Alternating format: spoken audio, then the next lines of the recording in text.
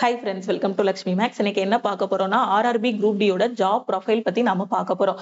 Already Group D க்கு கீழ வரக்கூடிய எல்லா போஸ்டுக்குமான ஜாப் ப்ரொஃபைல் வந்து ஓவராலா உங்களுக்கு நான் எக்ஸ்பிளைன் பண்ணிட்டேன். சோ இப்போ நாம என்ன பண்ணிட்டு இருக்கோம்னா ஒவ்வொரு போஸ்டுக்குமான ஜாப் ப்ரொஃபைல் பத்தி பார்த்துட்டு இருக்கோம். ஒவ்வொரு போஸ்டுக்குமான ஜாப் நேச்சர் எப்படி இருக்கும், சேலரி எப்படி இருக்கும், அதுல growth எப்படி இருக்கும், கேர்ள்ஸுக்கு என்னென்ன போஸ்ட்லாம் சூட்டபிள் ஆகுங்க கூடிய எல்லாமே ஒன் பை ஒன்னா நாம வந்து பார்த்துட்டு இருக்கோம். ஓகேவா? சோ குரூப் டி யோட நோட்டிபிகேஷன் ஒரு 1 வீக் பிஃபோர் தான் ரிலீஸ் பண்ணிருக்காங்க. இந்த எக்ஸாம் நீங்க அப்ளை பண்றதுக்கு உங்களுக்கான மினிமம் குவாலிஃபிகேஷன் நீங்க 10ஆம் கிளாஸ் பாஸ் பண்ணியிருந்தாலே இந்த எக்ஸாம் வந்து நீங்க அப்ளை பண்ணலாம். ஓகேவா? குரூப் டி எக்ஸாம்னா எனக்கு என்னன்னே தெரியாது அப்படிங்கிற ஸ்டூடெண்ட் நம்ம யூடியூப் சேனலோட பிளேலிஸ்டுக்குள்ள போனீங்கன்னா குரூப் டி 2025 அப்படின்னு ஒரு பிளேலிஸ்ட் வந்து கொடுத்திருப்பேன்.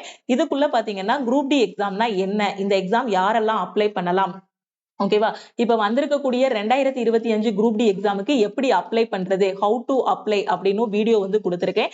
சப்போஸ் நீங்க இந்த எக்ஸாம் அப்ளை பண்றீங்கன்னா நான் கொடுத்திருக்க ஹவு டு அப்ளைன்னு ஒரு வீடியோ வந்து கொடுத்திருப்பேன். ஓகேவா? அந்த வீடியோவை கவனமா பார்த்துட்டு ரொம்ப கேர்ஃபுல்லா அப்ளை பண்ணுங்க. ஏன்னா அப்ளிகேஷன்ல ஏதாவது ஒரு மிஸ்டேக் இருக்கு அப்படின்னா சம்டைம்ஸ் கரெக்ஷன் விண்டோல கூட சில மிஸ்டேக்ஸ் வந்து கரெக்ட் பண்ண முடியாது. அதனால அப்ளை பண்ணும்போது எல்லாத்தையும் தெளிவா பார்த்து அப்ளை பண்ணுங்க. ஓகேவா? குரூப் டிக்கு இப்பதான் படிக்க ஆரம்பிச்சிருக்கேன். எங்க இருந்து படிக்கணும்னு தெரியாத ஸ்டூடெண்ட் ஃபர்ஸ்ட் லக்ஷ்மி மேக்ஸ் ஆப்பை டவுன்லோட் பண்ணிருங்க. டவுன்லோட் பண்ணிட்டு நம்ம ஆப்ல குரூப் டிக்கான பேட்ச் ஸ்டார்ட் பண்ணிருக்கோம், அதுல ஜாயின் பண்ணிக்கோங்க. ஓகேவா? சோ இன்னைக்கு நாம என்ன பார்க்க போறோம் அப்படின்னு பாத்தீங்கன்னா அசிஸ்டன்ட் CNW கூட ஜாப் ப்ரொஃபைல் பத்தி பார்க்க போறோம். இதுக்கு முன்னாடி பாத்தீங்கன்னா சில போஸ்டோட ப்ரொஃபைல் எல்லாமே பார்த்திருக்கோம். SNT, assistant bridge, assistant workshop. So இதோட எல்லா ப்ரொஃபைலுமே பாத்தீங்கன்னா அந்த 2025 குரூப் டி 2025 பிளேலிஸ்டுக்குள்ள இருக்கும். சோ இதுல நீங்க பாத்துருங்க. ஓகேவா? சோ அசிஸ்டன்ட் CNW அப்படின்னா என்ன சொல்லுவோம், கேரேஜ் அண்ட் வேகன் அப்படின்னு சொல்லுவோம். இது வந்து எந்த டிபார்ட்மெண்ட்டுக்கு கீழே வருது அப்படின்னு பாத்தீங்கன்னா எலக்ட்ரிக்கல் டிபார்ட்மெண்ட்டுக்கு கீழே வரும். ஓகே, சப்போஸ் நீங்க குரூப் டில அசிஸ்டன்ட் CNW போஸ்டுக்குள்ள போறீங்கன்னா சோ என்ன டிபார்ட்மெண்ட்டுக்குள்ள வரீங்கன்னா எலக்ட்ரிக்கல் டிபார்ட்மெண்ட்டுக்குள்ள நீங்க வருவீங்க. ஓகேவா? சோ இந்த போஸ்டுக்கான ட்ரைனிங் பாத்தீங்கன்னா சில நேரம் இதுக்கு ட்ரைனிங் வந்து இருக்காது. ஓகேவா? சோ சம்டைம்ஸ் பாத்தீங்கன்னா இதுக்கு ஒரு 10 டேஸ் வந்து ட்ரைனிங் மாதிரி வச்சிருப்பாங்க. இதுக்கு போஸ்டிங் பாத்தீங்கன்னா X, Y சிட்டிஸ்ல மட்டும் தான் போடுவாங்க. அதாவது ஒரு பெரிய ஜங்ஷன் எல்லாம் இருக்கும் இல்லையா, அந்த மாதிரி ஸ்டேஷன்ல தான் இதுக்கான போஸ்டிங் எல்லாமே உங்களுக்கு இருக்கும். ரொம்ப சின்ன சின்ன ஸ்டேஷன் இருக்கு இல்லையா, அந்த மாதிரி இதுல வந்து உங்களுக்கு என்ன இருக்காது அப்படின்னு பாத்தீங்கன்னா போஸ்டிங் வந்து இருக்காது. ஓகேவா? சோ டியூட்டி டைம்னு பாத்தீங்கன்னா 8 hours. ஆனா உங்களுக்கு டெய்லி வேலை பாத்தீங்க அப்படின்னா 3 to 4 மணி நேரம் தான் வேலை வந்து இருக்கும். ஓகேவா? அப்ப இப்படி இருக்கும்போது பாத்தீங்கன்னா இதுக்கு அப்புறம் வரக்கூடிய ப்ரமோஷன் எக்ஸாமா இருக்கட்டும், இல்ல வேற எதுவும் எக்ஸாம்ஸ் நீங்க படிக்கிறீங்கனாலும் அதுக்கு மீதி இருக்க டைம் வந்து யூட்டிலைஸ் பண்ணி நீங்க என்ன பண்ணிக்கலாம், படிச்சுக்கலாம். வாரத்துல ஒரு நாள் பாத்தீங்கன்னா உங்களுக்கு லீவ் இருக்கும். ஓகே, சோ இதோட ஜாப் நேச்சர் பாத்தீங்கன்னா இப்போ CNW-க்குள்ள நீங்க உள்ள போறீங்க. ஓகேவா? சோ இதுக்குள்ள போறீங்க அப்படின்னா உங்களுக்கு போஸ்டிங் எப்படி இருக்கும் அப்படின்னு பாத்தீங்கன்னா ஓப்பன் லைன் அசிஸ்டன்ட், இல்லனா சிக் லைன், இல்ல washing line, yard or pit line, இந்த மாதிரி எதுலனாலும் உங்களுக்கு போஸ்டிங் போடுவாங்க. இப்போ ஓப்பன் லைன்ல கூட போஸ்டிங் இருக்கலாம், இல்ல சிக் லைன்ல இருக்கலாம், இல்ல வாஷிங் லைன்ல இருக்கலாம், இல்ல யார்ட் ஆர் பிட் லைன்ல இருக்கலாம். ஓகே, சோ இது எல்லாமே என்ன அப்படிங்கிறது ஒன் பை ஒன்னா பார்க்கலாம். Okay, so open line assistant அப்படின்னா என்ன அர்த்தம் அப்படின்னு பாத்தீங்கன்னா இது இதுக்கு இந்த படத்தை பாத்தீங்கன்னா தெளிவா புரியும். ஓகேவா? சோ இப்போ ஸ்டேஷன்ல பாத்தீங்கன்னா ட்ரெயின் வந்து மூவ் ஆகுது. ஒரு உதாரணத்துக்கு நம்ம திருநெல்வேலி கூட எடுத்துக்கோங்க. ஓகேவா? சோ திருநெல்வேலி ஸ்டேஷன்ல ட்ரெயின் நிக்குது. அங்க இருந்தா ட்ரெயின் இப்போ ஸ்டார்ட் ஆக போகுது. ஓகேவா? ஜர்னி வந்து அங்க இருந்தா ஸ்டார்ட் ஆக போகுது. திருநெல்வேலியில இருந்து பெங்களூருக்கு போகுதுன்னு வச்சுக்கோங்களேன், இல்ல தூத்துக்குடியில இருந்து கூட போகுது. ஓகே, சோ ஏதோ ஒரு பெரிய ஸ்டேஷன்ல இருந்து போகுது, இல்ல நாகர்கோயில்ல இருக்கக்கூடிய இதுல இருந்து போகுது, ஏதாவது ஒரு ஜங்ஷன். ஓகேவா? சோ அதை எடுத்துக்கோங்க, அங்க ட்ரெயின் நிக்குது. ஓகே, சோ ட்ரெயின் நிக்கும் போது என்ன பண்ணுவாங்கன்னா அதுல இருக்கக்கூடிய எல்லா வீலுமே கரெக்டா இருக்கா, உள்ள இருக்கக்கூடிய பிரேக் கரெக்டா இருக்கா, ஓகேவா, பிரேக்கா இருக்கட்டும், வீலா இருக்கட்டும், அதுல இருந்து வரக்கூடிய சவுண்டா இருக்கட்டும், அதுல இருந்து வரக்கூடிய அந்த ஹீட்டா இருக்கட்டும், பிரஷரா இருக்கட்டும், இது எல்லாமே கரெக்டா இருக்கா அப்படிங்கறத ஒருத்தர் வந்து செக் பண்ணுவாரு. ஓகேவா? சோ அவருதான் அந்த அசிஸ்டன்ட் CNW அப்படின்னு கேட்டீங்கன்னா அவரு இல்ல. ஏன்னா நீங்க குரூப் டிக்குள்ள உள்ள போறீங்கன்னா நீங்க ஒரு அசிஸ்டண்டா தான் உள்ள போவீங்க. ஓகே, நீங்க யாருக்கெல்லாம் அசிஸ்டண்டா இருப்பீங்க அப்படின்னு பாத்தீங்கன்னா JE-க்கு அசிஸ்டண்டா இருப்பீங்க, SSC-க்கு அசிஸ்டண்டா இருப்பீங்க, செக்ஷன் இன்ஜினியருக்கு நீங்க ஒரு அசிஸ்டண்டா இருப்பீங்க, அதே மாதிரி பாத்தீங்கன்னா டெக்னீஷியனுக்கு நீங்க ஒரு அசிஸ்டண்டா இருப்பீங்க. ஓகேவா? அப்ப அந்த டெக்னீஷியனுக்கு நீங்க வந்து ஒரு அசிஸ்டண்டா இருப்பீங்க, இல்ல ஒரு JE-க்கு. ஓகே, சோ உங்களுக்கு உங்களை விட ஒரு சீனியர் இருப்பாங்க. ஓகே, அவங்களுக்கு அசிஸ்டண்டா இருப்பீங்க. அப்போ அவங்க இது எல்லாமே செக் பண்ணுவாங்க. சோ அந்த டைம்ல அவங்களுக்கு என்ன பண்ணுவீங்கன்னா அசிஸ்ட் பண்ணுவீங்க. ஓகேவா? சோ அதுதான் உங்களோட வேலை. ஓகே, சோ அந்த வீல் கரெக்டா இருக்கான்னு பாக்குறது, எல்லாத்தையுமே A to Z எல்லாமே கரெக்டா அது வந்து ரோல் ஆகுதா, அந்த வீல் வந்து கரெக்டா அந்த இதுல வந்து ரோல் ஆகுதாங்க கூடிய எல்லாத்தையுமே ஒன் பை ஒன்னா செக் பண்ணுவீங்க. ஓகேவா? அதுதான் ரோலிங் இன் ஆர் அவுட்னு கொடுத்திருக்கேன். எவ்ரி பார்ட் செக் பண்ணுவீங்க. ஒவ்வொரு பார்ட்டையுமே, அதோட வீலா இருக்கட்டும், சவுண்டா இருக்கட்டும், பிரேக்கா இருக்கட்டும், அதே மாதிரி பாத்தீங்கன்னா அதுல இருந்து வரக்கூடிய பிரஷரா இருக்கட்டும், எல்லாத்தையுமே கரெக்டா எல்லாமே பெர்ஃபெக்ட்டா இருக்கா அப்படின்னு செக் பண்ணுவீங்க அந்த ஸ்டார்டிங் ஏரியால. ஓகேவா? சோ அதுக்கப்புறம் பாத்தீங்கன்னா உங்களோட வேலை என்னன்னா செயின் புல்லிங் ரீசெட்னு. ஓகேவா? சோ அப்படின்னா என்ன அப்படின்னு பாத்தீங்கன்னா, ட்ரெயின்ல எல்லாருமே போயிருப்பீங்க. நம்ம இருக்கக்கூடிய ஒவ்வொரு இதுலயுமே பாத்தீங்கன்னா ஒரு செயின் வச்சிருப்பாங்க. நம்ம இருக்கக்கூடிய அந்த ஒவ்வொரு கோச்லயும் ஒவ்வொரு கம்பார்ட்மெண்ட்லயும் பாத்தீங்கன்னா செயின் இருக்கும். அந்த இதுல ஃபேன் சுவிட்ச் அதுக்கு மேல நேரா பாத்தீங்கன்னா செயின் வச்சிருப்பாங்க. ஏதாவது ஒரு எமர்ஜென்சினா நம்ம என்ன பண்ணிக்கலாம், அந்த செயின பிடிச்சு இழுத்தோம்னா ட்ரெயின் வந்து நின்றும். அங்க லோகோ பைலட்டுக்கு ஒரு சிக்னல் லைட் மாரி போகும். சோ அப்போ ட்ரெயின் வந்து நிக்கும். ஓகேவா? அப்ப அந்த மாதிரி யாராவது செயின பிடிச்சு இழுத்துருக்காங்க அப்படின்னா, அத வந்து திருப்பி ரீசெட் பண்ணி வைக்கிறது. மறுபடியும் பழைய மாதிரி செட் பண்ணி வைக்கிறது. சோ அது எல்லாமே பாத்தீங்கன்னா இவங்களோட வேலையா தான் இருக்கும். ஓகேவா? சோ இப்போ இந்த வேலைகள் எல்லாம் எங்க நடக்கும் அப்படின்னு பாத்தீங்கன்னா ஸ்டேஷன்ல. ஓகேவா? சோ எந்த ஸ்டேஷனோ ஒரு உதாரணத்துக்கு திருநெல்வேலி அப்படின்னா, உங்களுக்கு திருநெல்வேலியில தான் அந்த வேலை வந்து இருக்கும். ஓகேவா? சோ அங்கதான் என்ன இருக்கும்னா, இந்த வேலைகள் எல்லாமே நடக்கும். ஸ்டேஷன்ல வச்சு நடக்கக்கூடிய வேலை இது எல்லாமே. ஓகேவா? அப்ப நீங்க எங்க இருப்பீங்கன்னா, ஸ்டேஷன்ல தான் இருப்பீங்க. ஓப்பன் லைன் அப்படின்னாலே நீங்க எங்க இருந்து ஒர்க் பண்ற மாரி இருக்கும்னா, ஸ்டேஷன்ல தான் இருப்பீங்க. ஓகேவா? ஸ்டேஷன்ல இருந்துட்டு ட்ரெயின் மூவ் ஆகுறதுக்கு முன்னாடி எல்லாத்தையும் ஒன் பை ஒன்னா செக் பண்ணுவீங்க. ஓகேவா? அடுத்து பாத்தீங்கன்னா சிக் லைன். சிக் லைன் அப்படின்னா இது வந்து தனியா இருக்கும். இது வந்து ஸ்டேஷன்ல இருக்காது. இது வந்து தனியா இருக்கும். சோ அப்போ சிக் லைன்ல வந்து பாத்தீங்கன்னா, இப்போ ட்ரெயின் இருக்குன்னா முன்னாடி ஒரு என்ஜின் இருக்கும். அதுக்கு பின்னாடி நெறைய பெட்டி வந்து இருக்கும். எல்லா இதுலயுமே பாத்தீங்கன்னா வீலு ஒண்ணு ஒண்ணையும் வச்சு கனெக்ட் பண்ணி வச்சிருப்பாங்க. அப்படிதானே?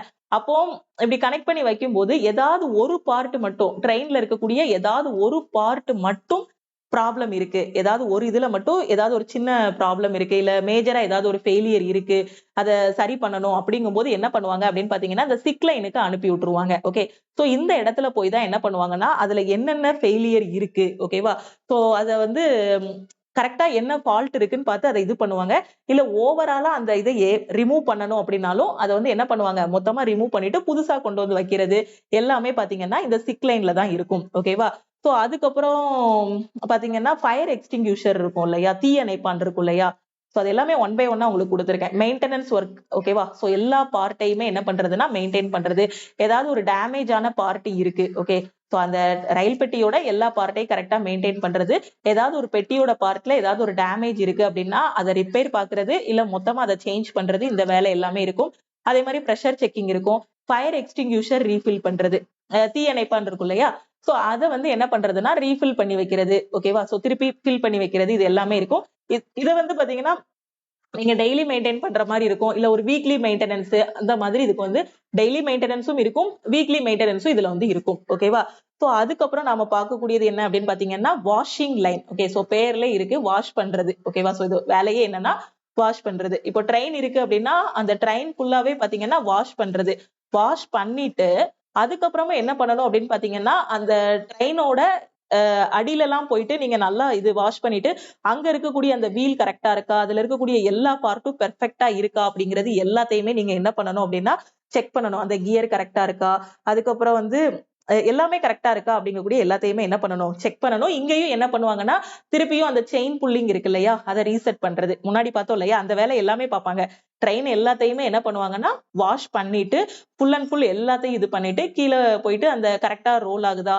அதுக்கப்புறம் வந்து அத செயின் புல்லிங் எல்லாமே கரெக்ட்டா இருக்கா? அங்க கூடிய எல்லாமே ஃபுல் அண்ட் ஃபுல் எல்லாத்தையுமே என்ன பண்ணுவாங்க? திருப்பியும் மெயின்டெயின் பண்ணுவாங்க. எல்லாமே பெர்ஃபெக்ட்டா இருக்கா? அப்படிங்கிறத பார்ப்பாங்க. ஓகேவா? சோ இந்த வாஷிங் வொர்க் அது எல்லாமே இருக்கும் இதுல. அடுத்து பார்த்தீங்க அப்டின்னா, அதான் சொல்லியிருக்கேன். Wash and check every part. திருப்பி பெயிண்டிங்கு இந்த வொர்க் எல்லாமே இருக்கும். அடுத்து yard or pit line. Okay. So yard அப்டின்னா என்னன்னா, ஒரு பெரிய இடம். ஓகே. சோ அப்ப அந்த இடத்துல தான் பார்த்தீங்க அப்டின்னா, நெறைய ட்ரெயின் நிக்கும். நெறைய ட்ரெயின் நிக்கக்கூடிய ஒரு இடத்த தான் என்ன சொல்லுவோம்னா, யார்ட் லைன் இல்ல பிட் லைன்னு சொல்லுவாங்க. ஓகேவா? சோ அங்க இருக்கக்கூடிய எல்லா ட்ரெயினையும் என்ன பண்றதுன்னா, நல்லா அப்சர்வேஷன் பண்றது. அதே மாதிரி தான். திருப்பி ஏதாவது ப்ராப்ளம் இருக்கா? எல்லாமே பெர்ஃபெக்ட்டா இருக்கா? எந்த இடத்துல ஃபெயிலியர் இருக்குங்கக்கூடிய எல்லாத்தையுமே நல்லா அப்சர்வ் பண்றது. அப்படி பண்ணிட்டு ஏதாவது ஒரு இடத்துல ஒரு ஃபால்ட் இருக்கு, இல்ல ரிப்பேர் இருக்கு அப்படின்னா, அத சரி பண்றது. சப்போஸ் ரொம்ப பெரிய ஃபால்ட்டா இருக்கு, அத சரி பண்ண முடியாது அப்படிங்கிற மாரி ஒரு ஃபால்ட்டா இருக்குன்னா, பெரிய மேஜர் ஃபால்ட் இருக்குன்னா, அந்த பார்ட்ட மட்டும் என்ன பண்றது அப்படின்னு பார்த்தீங்கன்னா, சிக் லைனுக்கு அனுப்புறது. ஓகேவா? சோ இந்த வேலை எல்லாமே இருக்கும். சிக் லைன் நான் சொன்னேன் இல்லையா? சிக் லைன்னா எந்த இது ஒரு பெரிய மேஜர் ஃபால்ட் ஏதாவது ஒரு பெட்டிலையோ இல்ல ஏதாவது ட்ரெயினோட ஏதாவது ஒரு பார்ட்லயோ ஏதாவது ஒரு ப்ராப்ளம் இருக்கு அப்படின்னா இந்த சிக் லைனுக்கு தான் அனுப்புவாங்க. ஓகேவா? சோ அந்த சிக் லைனுக்கு அனுப்பி அந்த பார்ட்டை வந்து சரி பண்ணுவாங்க. இப்ப யார்ட் லைன்ல செக் பண்றாங்க. செக் பண்ணும்போது ஏதாவது ஒரு பெட்டியில ஏதாவது ஒரு ப்ராப்ளம் இருக்கு.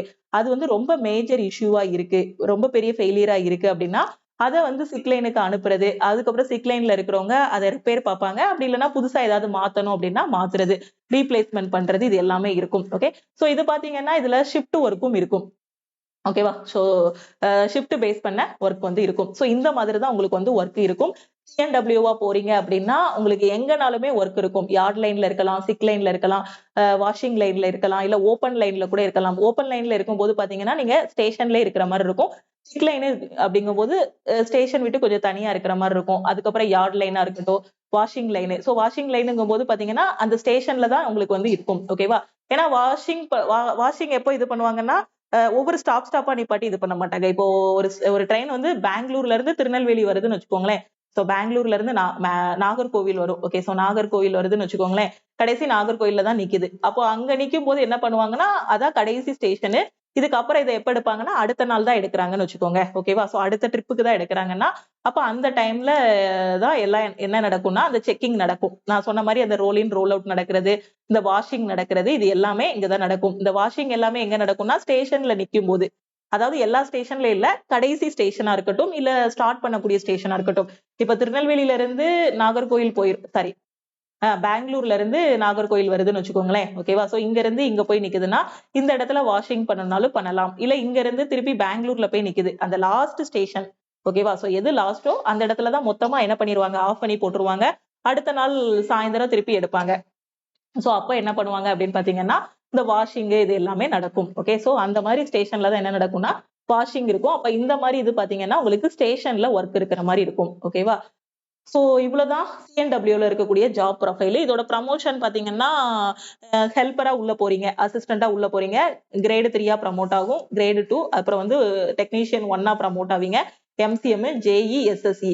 சோ நீங்க ஜாயின் பண்ணதுக்கு அப்புறம் எனக்கு இன்னும் அடுத்த லெவலுக்கு போணும் அப்படின்னு நினைக்கும் போது நீங்க என்ன பண்ணலாம்னா ப்ரமோஷனுக்காக சில எக்ஸாம்ஸ் இருக்கு.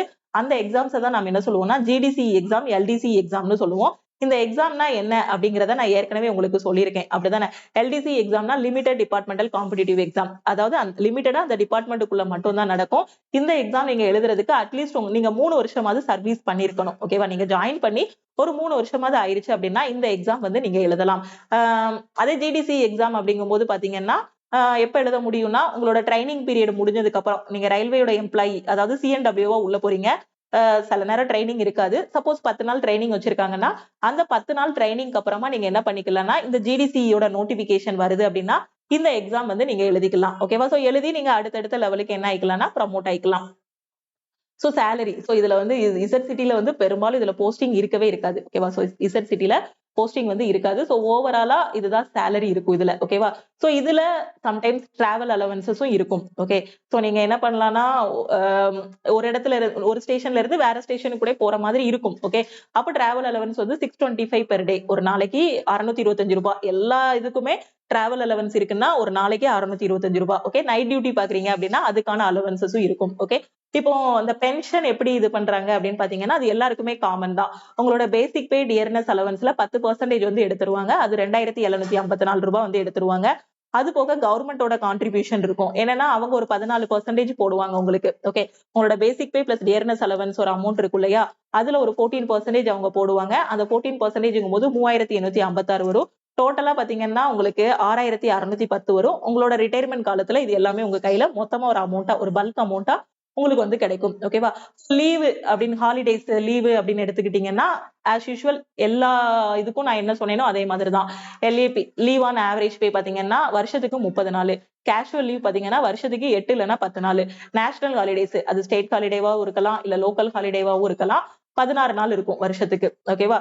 So transfer okay. சோ இது ஆல்ரெடி நான் சொன்னதுதான். எல்லாத்துக்கும் எப்படி இருக்குமோ அதே மாதிரி இதுல பெனிஃபிட் பாத்தீங்கன்னா ஓவராலா ரயில்வேக்கு என்னென்ன பெனிஃபிட் இருக்கும் ஃபர்ஸ்ட் எடுத்தது எல்லாருக்கும் தெரிஞ்சது ஒரு குவார்டர்ஸ் கொடுத்துருவாங்க. அடுத்து பாத்தீங்கன்னா ரயில்வேல இருந்து ஒரு ஹாஸ்பிட்டல் கொடுப்பாங்க. அந்த ஹாஸ்பிட்டல்ல நீங்களா இருக்கட்டும் இல்ல உங்களை டிபெண்ட் பண்ணி இருக்கக்கூடிய உங்க ஃபேமிலியா இருக்கட்டும் யாரா இருந்தாலுமே என்ன பண்ணிக்கலாம்னா அவங்க வந்து ட்ரீட்மெண்ட் பாத்துக்கலாம்.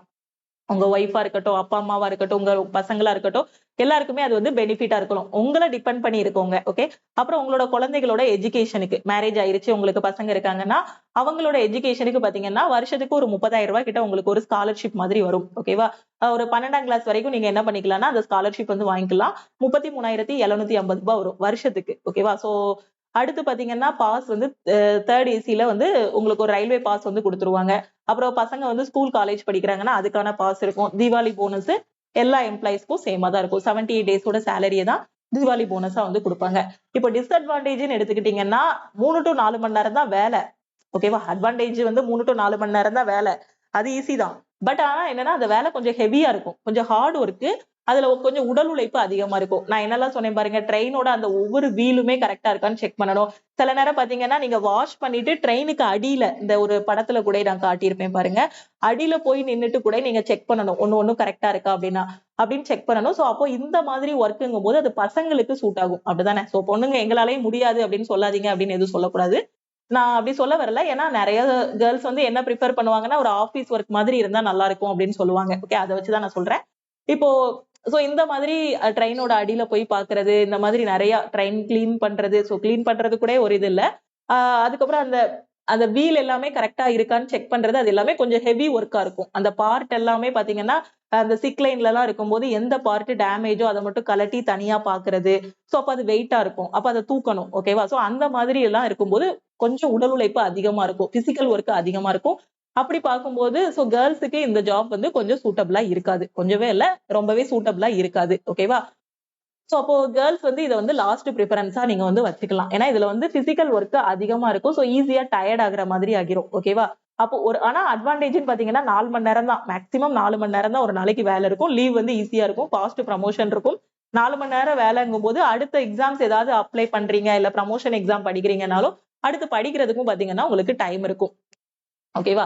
சோ இதுதான் சிஎன்டபிள்யூ ஓட ஏ டூ இசட் இன்ஃபர்மேஷன். கண்டிப்பா இது வந்து உங்களுக்கு ஒரு தெளிவான ஐடியாவ குடுத்திருக்கும்னு நெனைக்கிறேன். சோ இதுக்கு முன்னாடி உள்ள போஸ்டும் நான் உங்களுக்கு தனித்தனியா அப்லோட் பண்ணியிருக்கேன். அது எல்லாமே குரூப் டி 2025 பிளேலிஸ்டுக்குள்ள இருக்கு. பார்க்காத ஸ்டூடண்ட்ஸ் அது எல்லாத்தையுமே பார்த்துக்கோங்க. ஓகேவா?